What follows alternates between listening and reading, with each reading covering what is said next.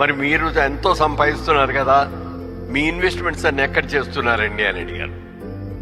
అప్పుడు ఆయన ఒకే ఒక్క మాట చెప్పాడు, మురళీమోహన్ గారు, ఈ ప్రపంచంలో 3 వంతులు సముద్రమే ఉందండి, కేవలం 1 వంతు మాత్రమే ల్యాండ్ ఉంది.